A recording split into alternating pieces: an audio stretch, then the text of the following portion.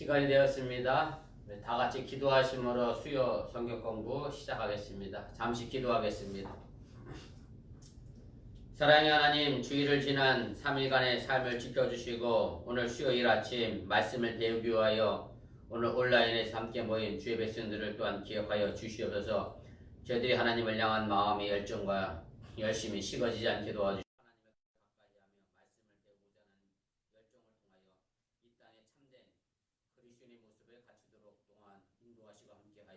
주시옵소서.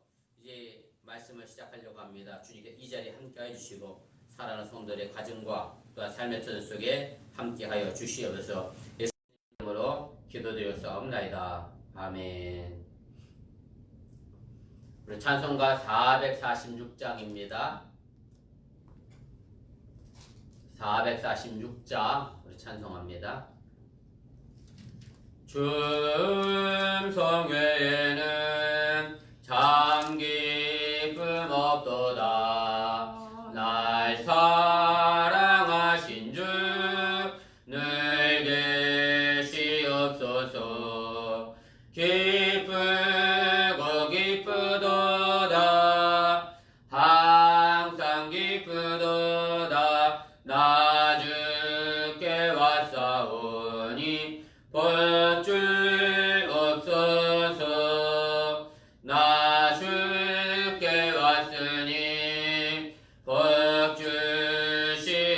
주시옵소서. 주 함께 계시면 큰 시험 이기네. 기쁘고 기쁘도다. 항상 기쁘도다. 나 주께 왔사오니 복 주옵소서. 주 떠나가시면 내 생명 헛되네. 기쁘나 슬플 때 늘 계시옵소서. 기쁘고 기쁘도다. 항상 기쁘도다. 나 주께 왔사오니 복 주옵소서. 그 귀한 언약을 이루어 주시고 주 명령 따를 때 늘 계시옵소서. 기쁘고 기쁘도다. 항상 기쁘도다. 나 주께 왔사오니 복 주옵소서. 아멘. 우리 찬송가 442장 찬송 한 장 더 합니다. 442장입니다. 저장 거리에 있을 아직 맺혀 있는 그때에 귀에 은은히 소리 들리니 춤성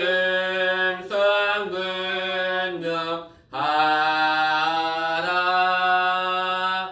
주님 나와 동행을 하면서 나를 친구 삼으셨네.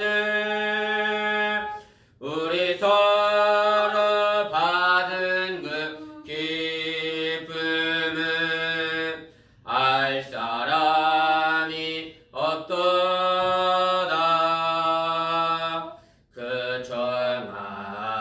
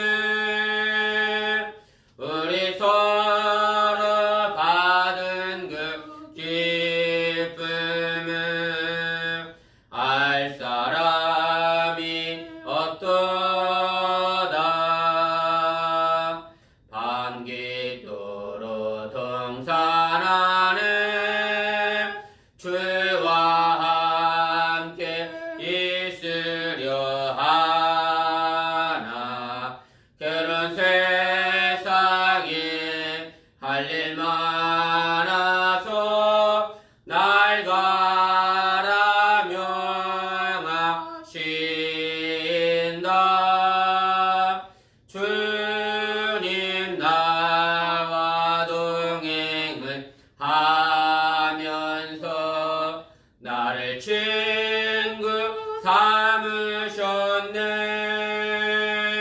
우리 서로 받은 그 기쁨은 알 사람이 없도다. 아멘. 하나님 말씀 보겠습니다. 신약성경 마가복음 4장입니다. 마가복음 4장 10절 말씀부터 20절까지 말씀입니다.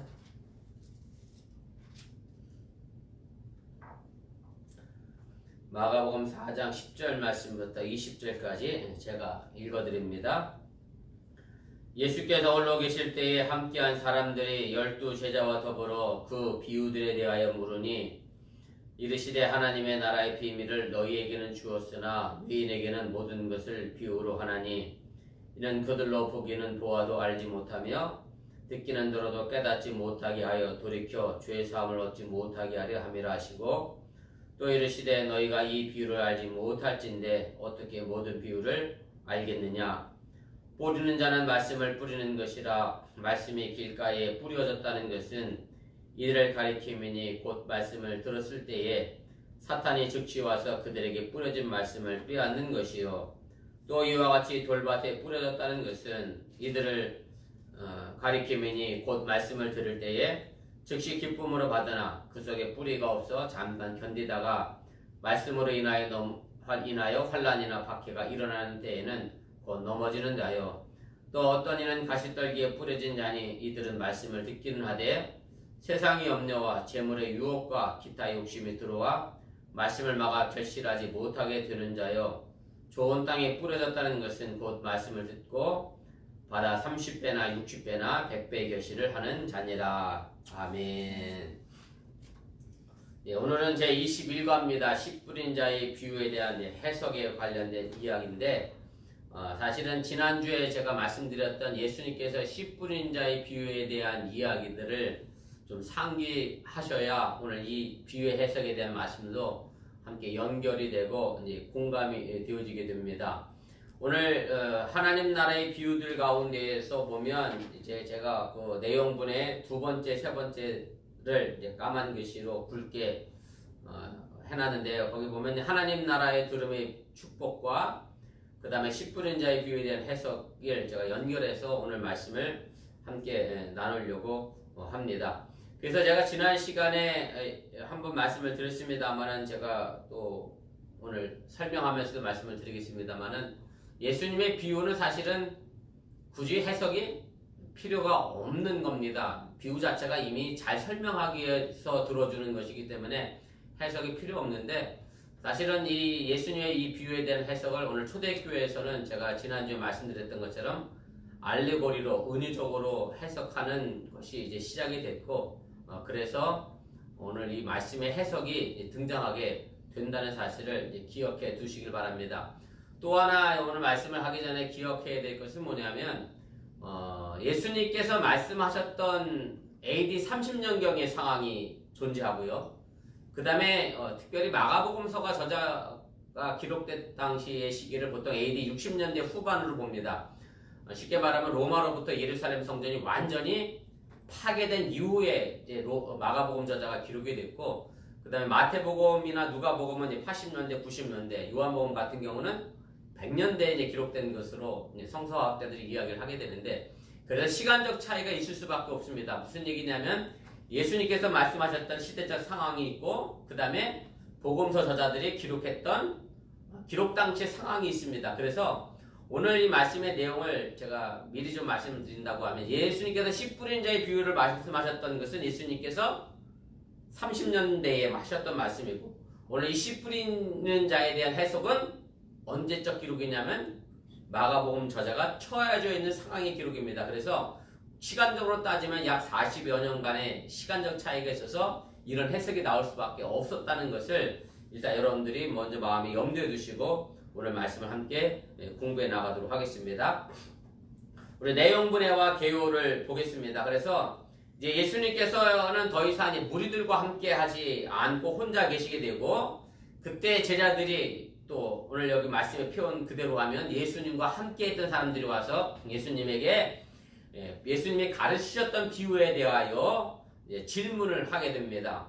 근데 예수님께서 이 비유를 설명하시기 전에 먼저 비유를 사용하시는 그 이유를 이사야서에서 6장 9절부터 10절까지 말씀을 인용하셔서 설명을 하게 됩니다.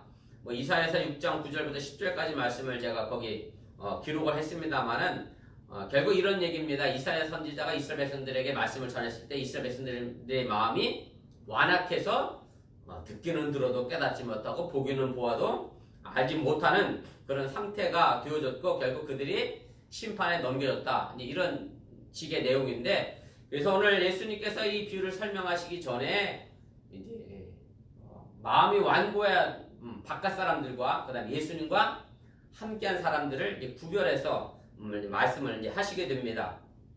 근데 3번이 이제 이야기가 이제 그 내용을 좀 보충해서 설명한 내용인데, 보세요. 3번에 보면 제가 이미 말씀드렸던 것처럼 사실 비유라는 것은 어떤 것을 쉽게 설명하기 위한 교육 방법인데, 그런데 예수님께서 오히려는 이 비유를 우리에게 말씀하시면서 이 비유를 통해서 자꾸 뭔가 감추려고 하고 있다고 얘기를 하고 계신 거예요.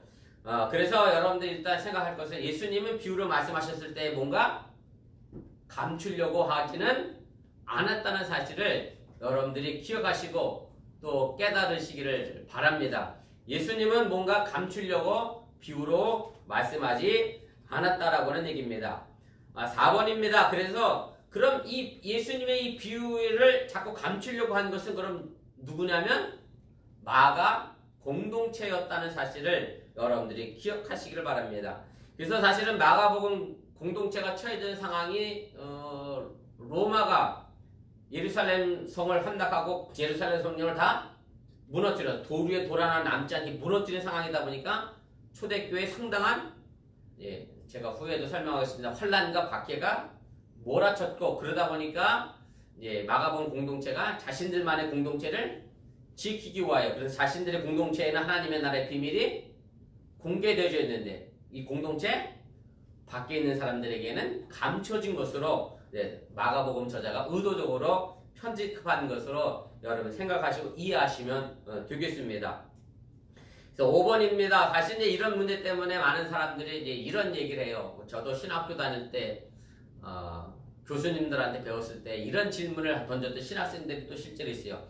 결국 그러다 보니까 뭐냐면 이 얘기는 예수님이 해석한 내용이 아니란 얘기가 돼요. 예수님이 말씀하셨던 것은 제가 지난주에 했던 씨 뿌린 자의 비유로 예수님의 12 제자들이 열심히 씨를 뿌리는 것이 너희들이 할 일이다. 그래서 최선을 다해서 했으면 됐다. 거두는 것은 하나님의 일이다. 이게 원래 예수님께서 씨 뿌린 자의 비유의 원로적인 내용인데, 오늘 이 마가복음 저자는 이 예수님의 씨 뿌린 자의 비유의 말씀을 뭘로 바꿨느냐면 씨 뿌린 사람은 관심이 없고 뭐가 등장이 되죠? 어디 더 주안점이 됐냐면 그 씨를 받아들인 사람들의 마음을 알레고리로 은유적으로 이제 해석을 했습니다. 결국 그러다 보니까 마가복음 저자의 편집 의도가 들어갈 수밖에 없는데, 이제 그렇게 되니까 이 얘기는 뭐가 되느냐면 예수님이 하신 말씀이 아니다. 그러니 이것은 권위가 떨어진다라고 생각할 수 있는데 결코 그렇지 않다라고 하는 얘기입니다. 예수님께서 하셨던 말씀을 마가복음 공동체는 그 비유를 가지고 마가복음 공동체가 그것을 이용해서 자신들의 교육을 하기 위하여 하나님의 복음을 더 잘 전달하기 위하여 해석한 거고, 그리고 예수님의 복음의 내용이 2000년 전에 전해진 거지만, 그리고 마가복음 공동체가 있었던 시기가 또 있었고, 지금 2000년 후에 우리가 처한 이 시대 속에서 목사가 말씀을 전할 때에 이렇게 되는 거죠. 이건 예수님이 전할 말씀이 아니라 누가 전하고 있어요 지금? 지금 제가 목사가 전하고 있어요. 그러니까 권위가 없다 이렇게 말할 수 없다고 하는 얘기고요. 예수님의 말씀을 가지고 마가 공동체는 그 비유를 사용했고, 또 지금의 이 시대 교회는 그 예수님의 말씀을 가지고 다시 지금의 신앙 공동체에 다시 재해석하게 되어지기 때문에, 그래서 성경 자체의 권위가 상실되거나 변질되는 것은 결코 아니라는 것을 꼭 염두에 두시고 기억해 두시기를 바랍니다. 뒷장으로 넘어가겠습니다. 2페이지 제일 위에 6번입니다. 그래서 제가 이 부분에 대해서 다시 이제 설명을 좀 정리하고 하겠습니다.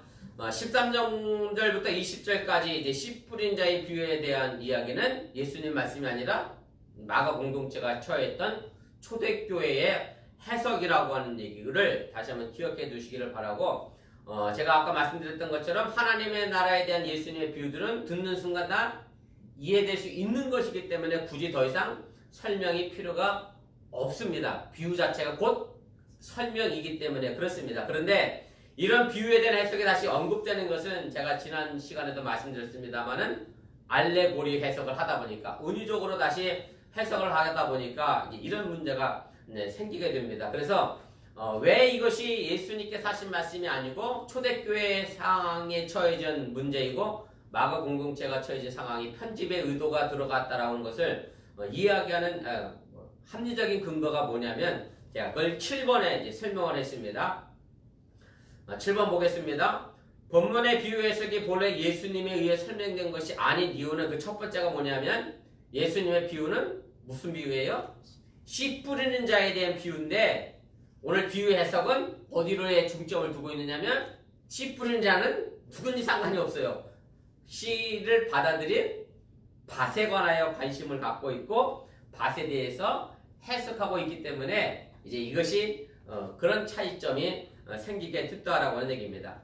자, 두 번째, 제가 아까 말씀드렸던 것처럼 예수님께서 말씀하셨던 30년대 상황과 그 다음에 마태, 마가, 누가 복음서가 기록됐던 70년대 상황과 그 다음에 이미 우리가 이거 마가복음 하기 전에 고린도전서를 했습니다만, 고린도전서는 언제 기록됐다고 얘기하느냐면 보통 50년대 초반이나 50년대 후반 사이에 기록됐다고 그래요. 그러니까 고린도전서가 기록됐던 시기, 쉽게 말하면 사도 바울의 서신들이 기록됐던 시기적 단어의 내용과 그 다음에 마가복음 공동체가 해석한 이 단어의 내용이 거의 비슷한 것이 많이 등장을 하게 됩니다. 그것이 2번인데요.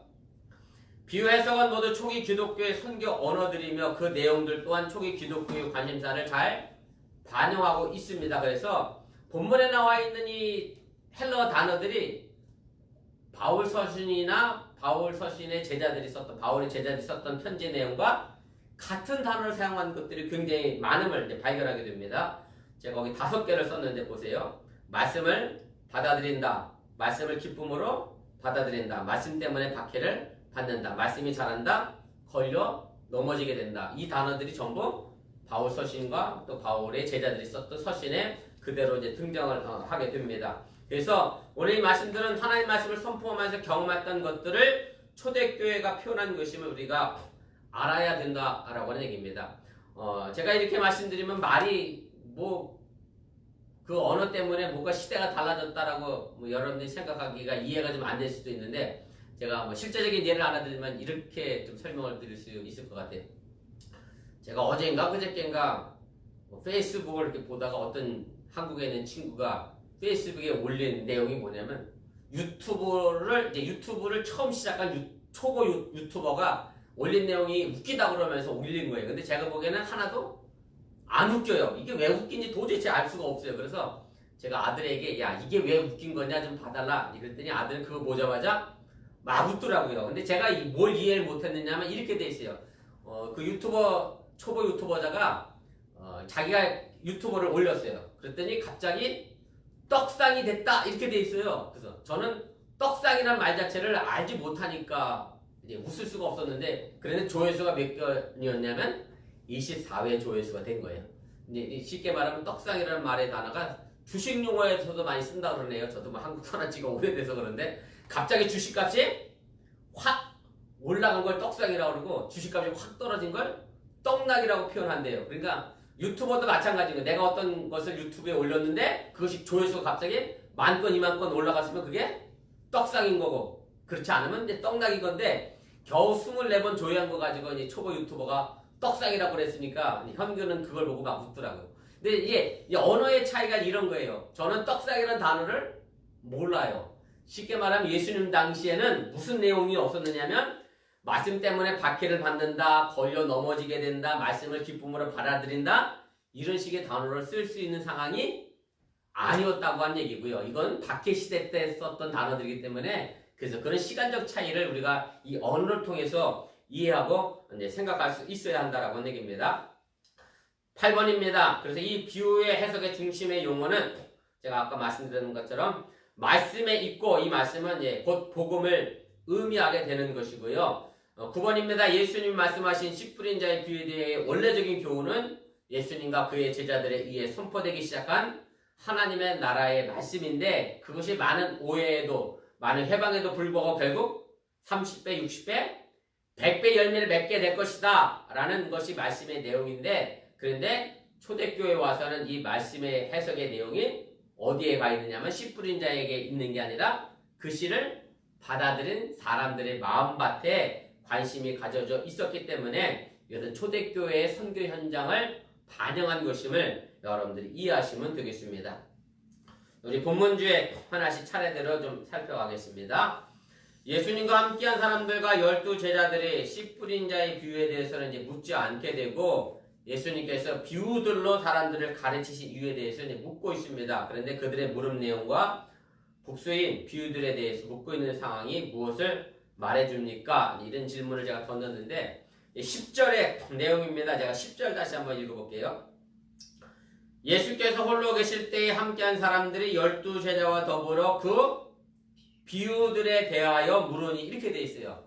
근데 사실은 요 본문 읽기 전에 바로 앞에 있는 비유가 뭐예요? 씨 뿌린 자의 비유 딱 하나예요. 딱 하나였는데 예수님의 제자들과 함께 있던 사람들이 와서 물어보기는 뭘 물어봤어요? 이 비유들에 대한 것이 도대체 뭡니까? 이렇게 물었다라고 하는 얘기입니다. 그래서 오늘 여기 나와 있는 이 이야기는 예수님께서 씨 뿌린 비유 말고도 다른 여러 비유들을 말씀하셨다는 것을 여러분들이 이해하시면 되겠고요.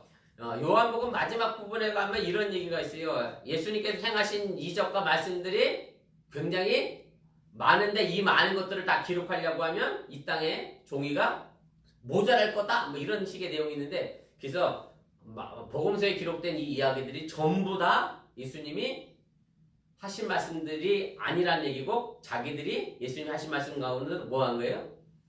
중요하다고 생각하는 것들을 골라서 기록한 거지 전부 다 기록한 것이 아니기 때문에 오늘 여기도 마찬가지로 하나님의 나라의 비유, 씨 뿌린 자의 비유 하나를 얘기했지만 제자들이 질문한 건 많은 비유들을 이미 들었다는 것을 여러분들이 이해하시면 되겠습니다. 자, 2번입니다. 우리 3페이지 2번인데요. 자, 마가복음 저자는 그런 예수님께서 비유로 말씀하신 이유를 뭐라고 설명하고 있습니다. 오늘 11절, 12절 얘기인데 제가 다시 한번 읽어보겠습니다.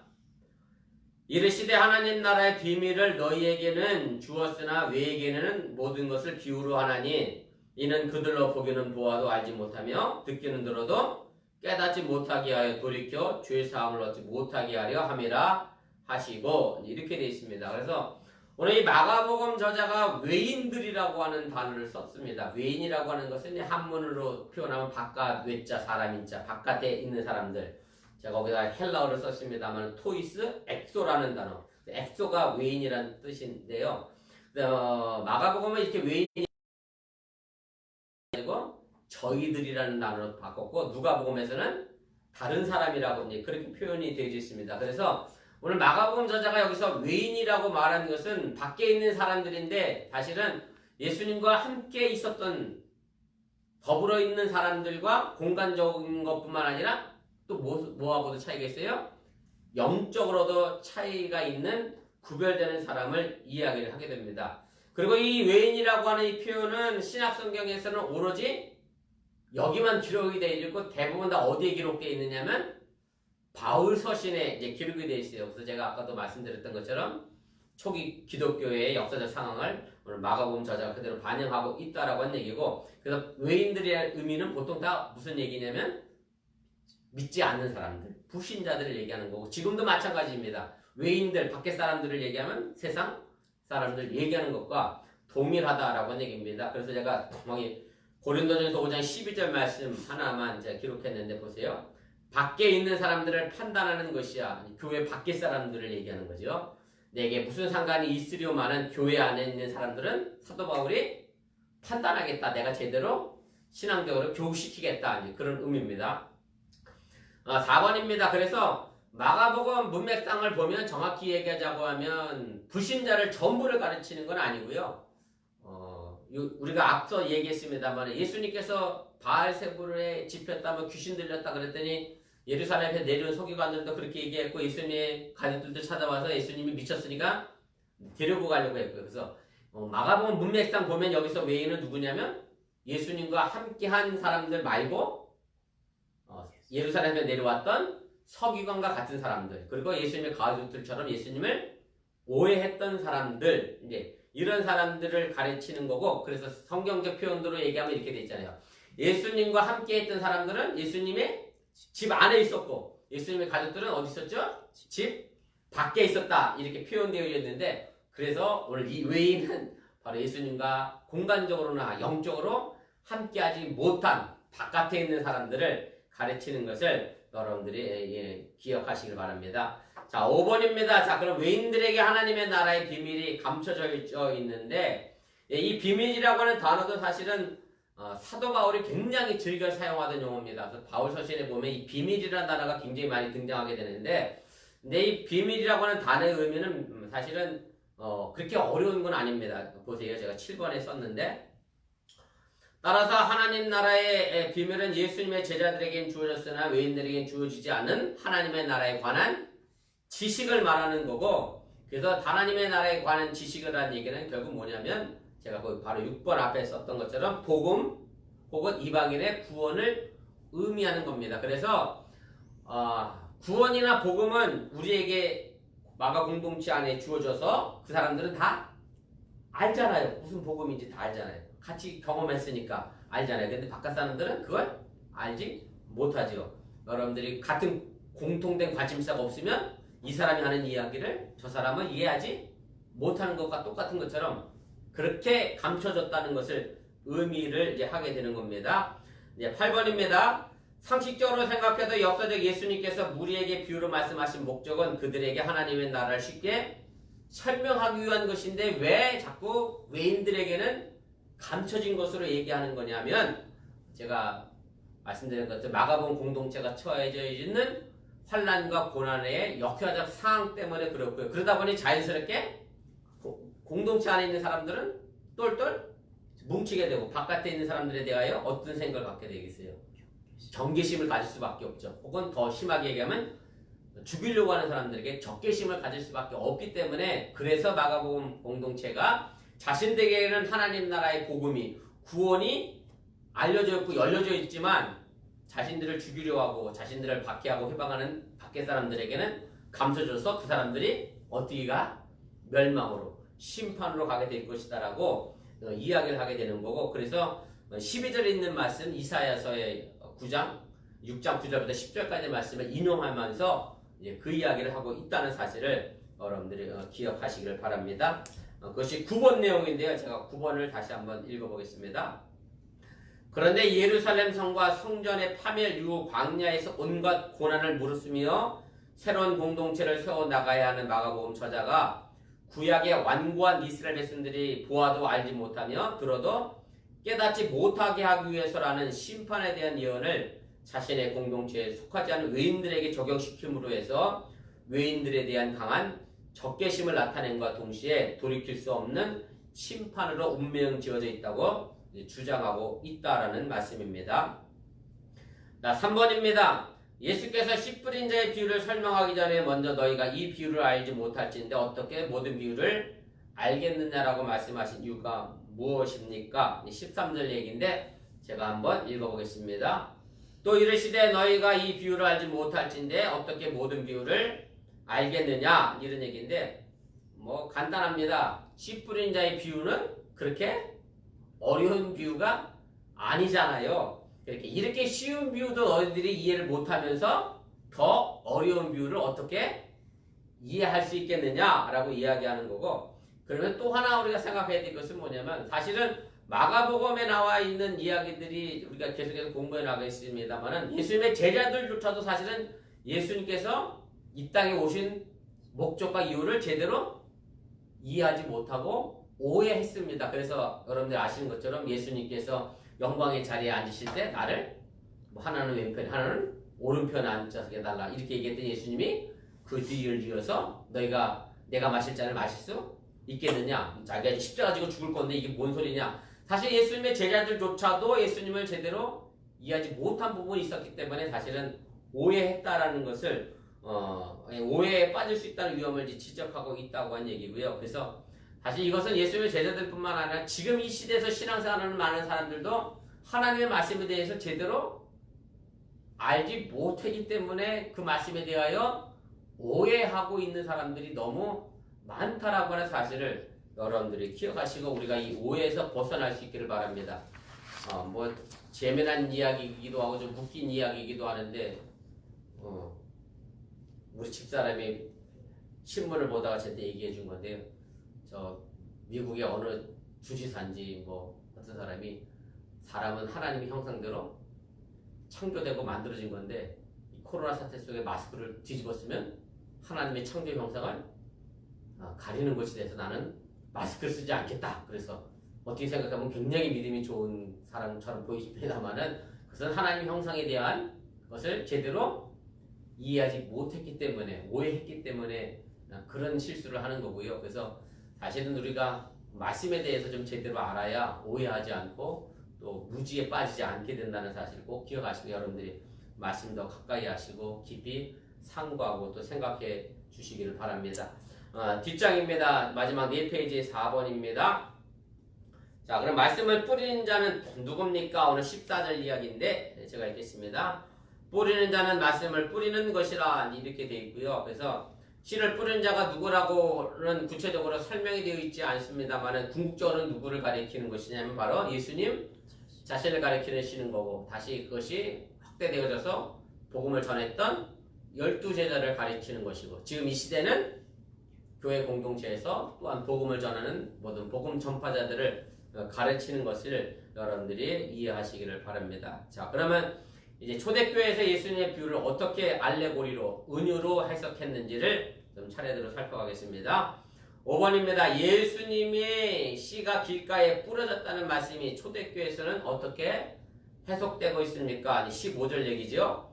말씀이 길가에 뿌려졌다는 것은 이들을 가리킴이니 곧 말씀을 들었을 때에 사탄이 즉시 와서 그들에게 뿌려진 말씀을 빼앗는 것이요. 이렇게 되어 있습니다. 그래서 사람이 받아들인 말씀을 누가 뺏어갔느냐면 사탄이 뺏어가게 됐고요. 그래서 사탄은 사실은 우리들 밖에서 활동하는 게 아니라 어디서 활동하느냐면 우리들 안에서 활동하고 있음을 여러분들이 꼭 명심하시기 바랍니다. 사실은 밖에서 활동하는 사탄이 덜 무서워요. 어디서 활동하는 사탄이 제일 무서운 거냐면 우리들 마음속에서 활동하는 사탄이 제일 무섭다는 사실을 꼭 기억하시기를 바라고 그래서 오늘 이 길가라고 하는 것을 교회 생활과 연결시켜서 생각해보면 이렇게 됩니다.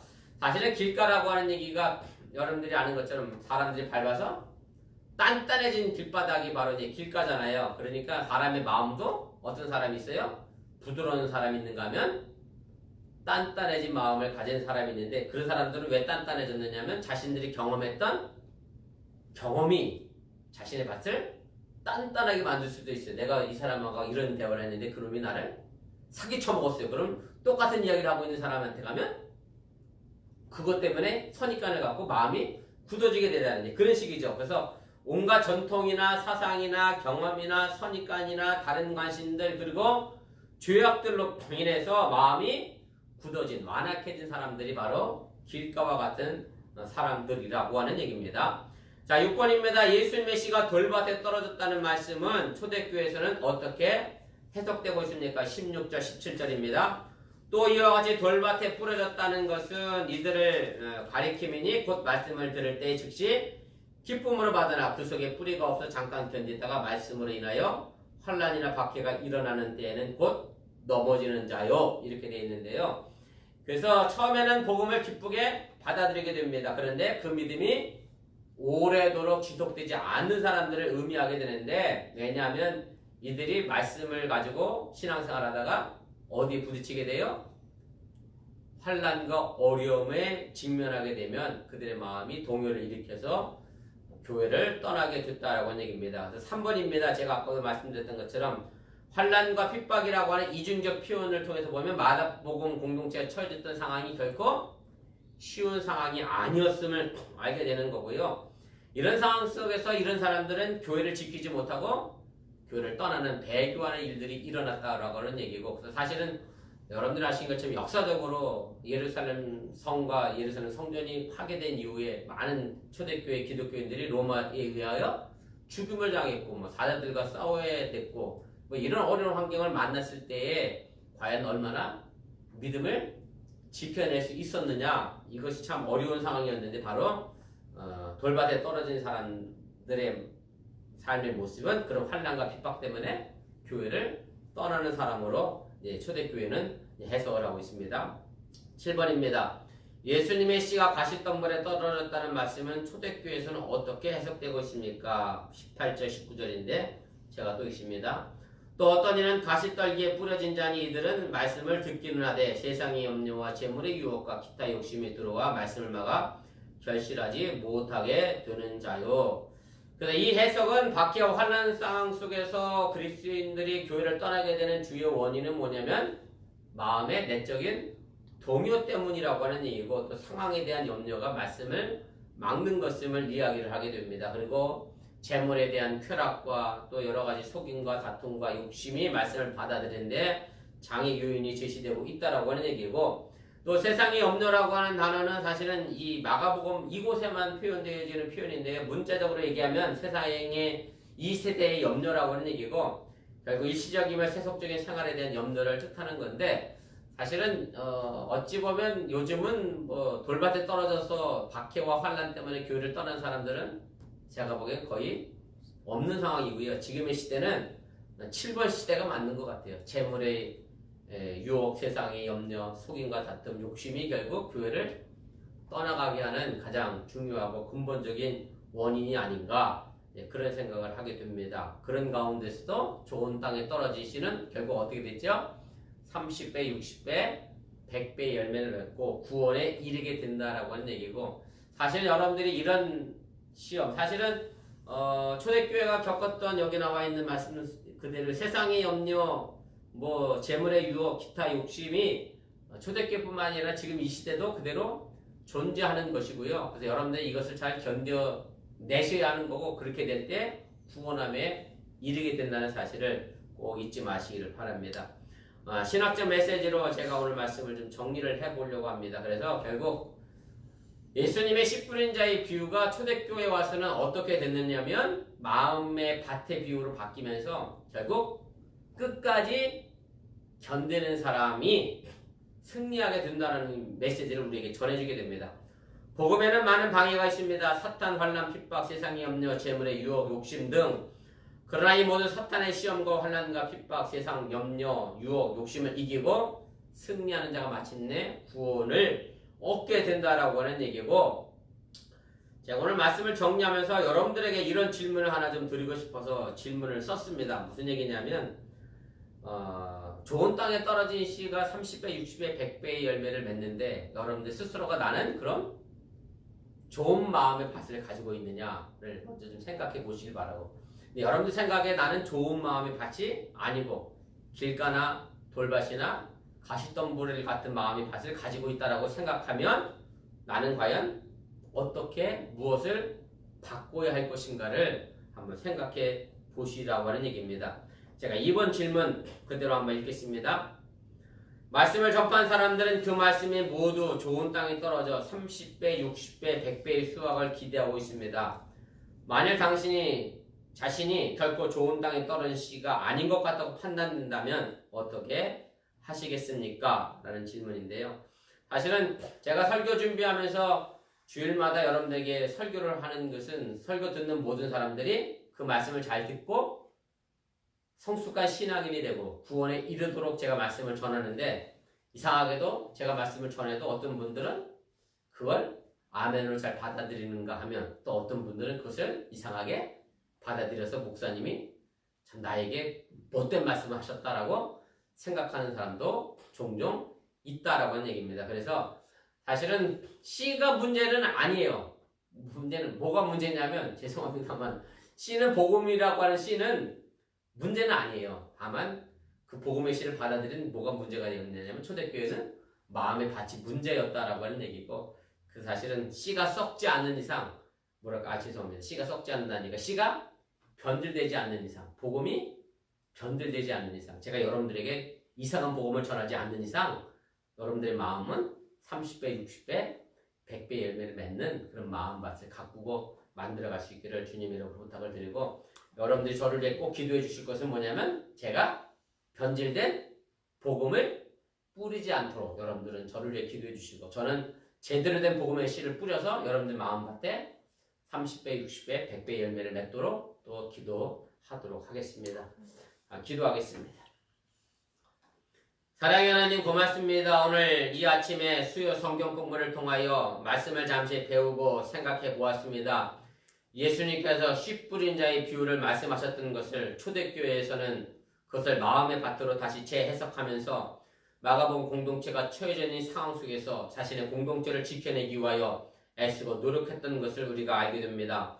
그리고 2000년이 지난 이 시점에서 또한 부족한 종이 예수님께서 하셨던 말씀의 비유를 가지고 또 마가복음 공동체가 해석했던 말씀의 비유를 가지고 다시 해석하며 사랑하는 성도들에게 복음을 전하였습니다. 이 복음의 이 해석이 하나님 나라를 아름답게 만들어가는 귀한 해석이 되어지게 도와주시고 더 이상 우리가 박해와 고난 때문에 바깥 사람들과 등을 지고 어찌 보면 적개심을 가지고 대항하고 있지는 않습니다만은 그들에게 여전히 하나님 나라의 복음의 비밀은 감춰져 있는 비밀이 될 수밖에 없음을 인식하며 우리가 그들에게도 하나님 나라의 비밀을 열어낼 수 있는 그런 어번교가 되도록 인도하여 주시옵소서. 그래서 감춰진 비밀이 아니라 열려진 비밀이 공개된 비밀이 되어지게 도와주시고 그들 통하여 우리 어번교가 더 넓게 하나님 나라를 넓혀가며 선교하도록 또한 함께하여 주시옵소서. 이 모든 말씀 예수님의 이름으로 기도드려서옵나이다. 아멘.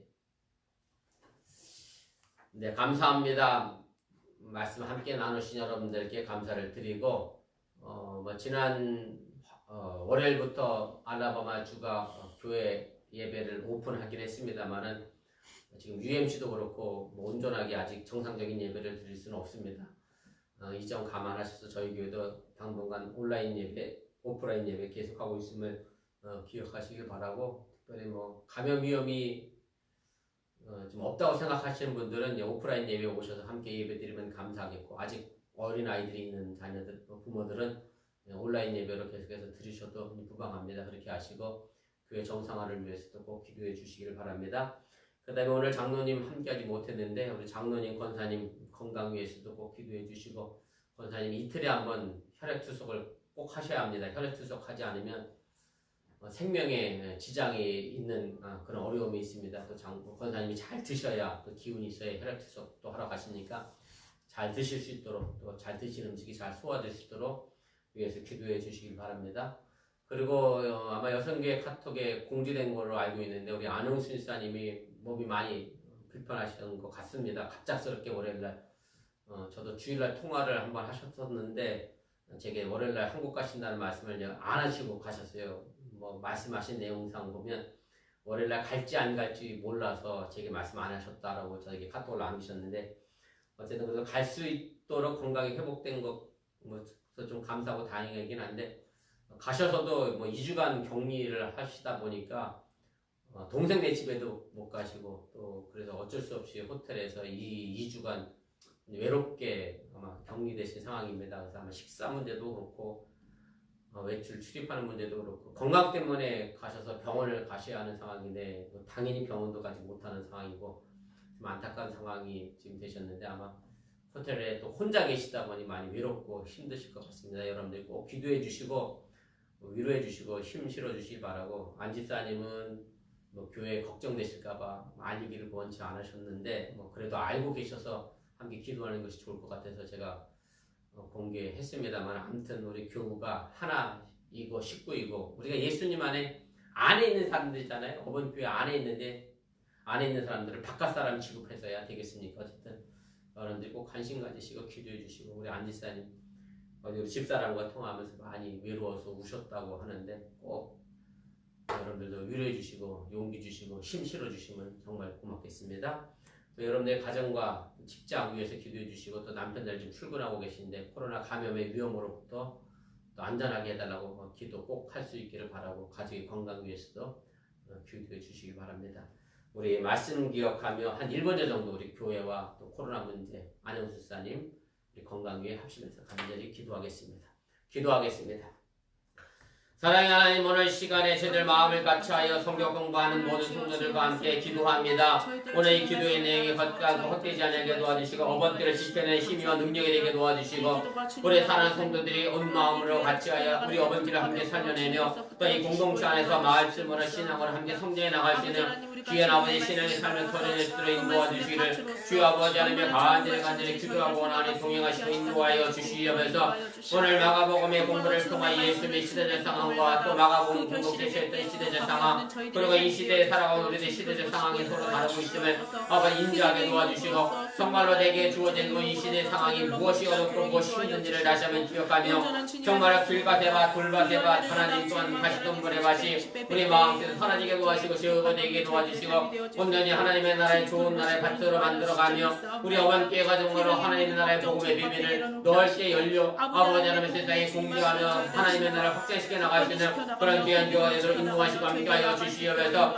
이제 아버지 코로나 문제가 아직도 미국 전역에 어려움을 주고 있는 가운데 있습니다. 이런 상황에서 우리 알라오마 주정부가 많은 아버지 문제를 경제 문제를 다시 제기하고 있는 가운데 있습니다. 특별히 사랑하는 우리 남편들 또 직장에 가다 출근하여 이제 아버지 일합니다. 마스크를 쓰고 일하시고 있는데 아버지 코로나의 감염으로부터 그런 위험으로부터 아버지는 지켜주시고 보호하여 주시고 이제 아버지 하나님 그래서 다시 가족들에게 전파되고 전염되는 일이 생기지 않도록 주님께 함께 도와주실 간절히 기도하고 원합니다. 여전히 우리 어머니께가 온전히 오픈하지 못하고 예배드리지 못하지만 정말 하루속히 정상화를 위하여 저희들 마음을 같이 기도하는 가운데 있사오니 사랑하는 모든 교우들 어머니 각자 위치에서 아버지 하나님의 건강의 삶을 지켜가게 도와주시고 행여 아버지 하나님의 신앙들을 나태해지거나 어려움 나지 않게 도와주시기 원하며 이런 시기일수록 또 하나님을 향해 간절한 마음으로 기도하며 감사할 수 있도록 동행하시고 인도하시고 간절히 기도하고 원합니다. 장로님 권사님 건강도 지키시고 강건하게 도와주시기 원하며 우리 권사 특별히 이틀에 한번 혈액 투석을 위한 병원에 가셔야 합니다. 잘 되시고 잘 소화시켜야 되겠습니다.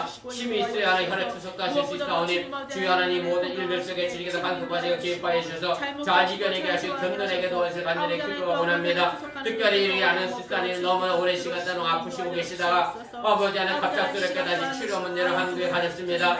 미국에서 보험이 없는 관계로 이제 한국에 가셨는데 아버지 한국에 가서도 하나님 치료하지 못하고 또 아버지 호텔에서 2주간 자가 격리되는 참 외롭고 어려운 힘든 싸움을 하고 계신 가운데 있습니다. 사랑하는 교우들이 아버지 합심하여 함께 기도하고 우리 안녕 수사님 멀리 있는 그 한국 땅이 힘을 실어지게 도와주시고 위로하게 되게 도와주시고 능력을 더하게 도와주시기를 원하며 우리 어머니께가 이렇게 중노기들을 통하여 하나님의 나라를 때 확장시켜 나갈 수 있는 믿음의 기도가 되도록 인도하시고 함께 도와주시기를 주안의 간절히 기도하고 원합니다. 이제 무엇보다 2주간의 자가격리를 잘 마무리하게 도와주시고 아버지 하나님의 병원에서 잘 치료하고 돌아와 건강한 모습으로 다시 미국 땅에 돌아오게 도와주시고 어떤 가지 부모로 돌아올 수 있도록 역사시고 함께하여 주시면서 이제 우리 동생들 가정의 집에도 가지 못하십니다. 이제 우리 그렇게 되는 동생들 가정조차도 또 2주간 자가격리되는 아버지 그런 상황에 홀로 아버지 호텔에 있는 가운데 있으니 주의 친히 친구가 되어주시고 위로자가 되어주시고 동행하여 주셔서 하나님 우리 안지사의 마음속에 하나님의 외롭거나 어려움 당하지 않게 도와주시고 기쁨과 감사로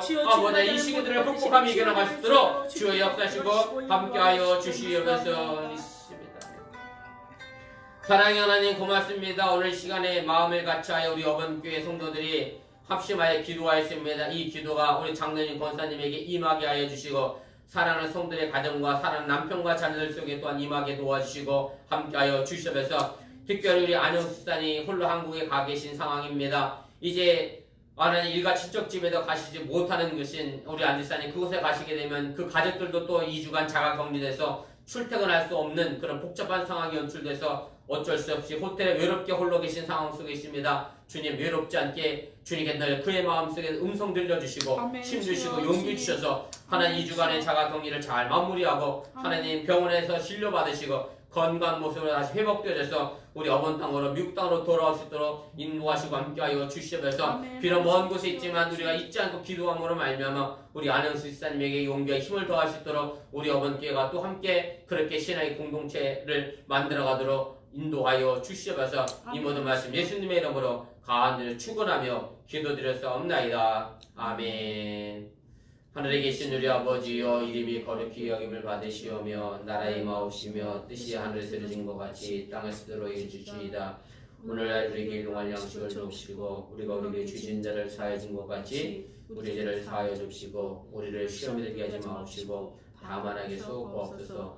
대개 나라와 권세와 영광이 아버지께 영원히 있사옵나이다. 아멘.